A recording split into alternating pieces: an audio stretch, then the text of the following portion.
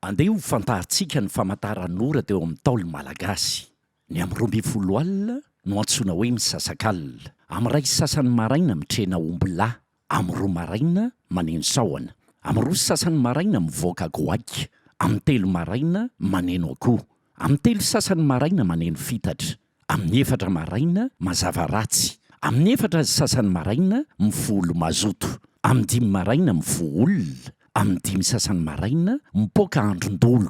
amin'ny 9 maraina miran'andro, amin'ny 9 sasany maraina maimbo-ndravina, amin'ny 7 maraina vaky masoandro, amin'ny 9 maraina misandratr'andro, amin'ny 10 maraina mivoaka omby, amin'ny 10 sasany maraina mivoaka omby terabao, amin'ny 10 maraina atoandro be nanahary, amin'ny 1 atoandro ambolombodi-trano ny andro, amin'ny 12 atoandro mitatao vonana, amin'ny 1 tolakandro milana ny andro, amin'ny 2 atoandro tafalatsaka ny andro, amin'ny 2 sasany atoandro ampamatorany zanakomby ny andro, amin'ny 3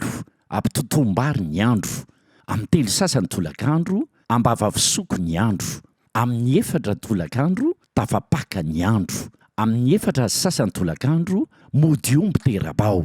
amin'ny 5 ariva kosa mody omby, amin'ny 5 sasany ariva mena masoandro, amin'ny 9 ariva maty masoandro, amin'ny 9 sasany ariva maizimbava ambilany ny andro, amin'ny 7 ariva manokom-bary olona, amin'ny 8 alina omam-bary olona, amin'ny 7 alina tapimandry olona, amin'ny 7 sasany alina lohatory, amin'ny 10 alina mivoaka mpamosavy, amin'ny 12 alina mamanton'alina.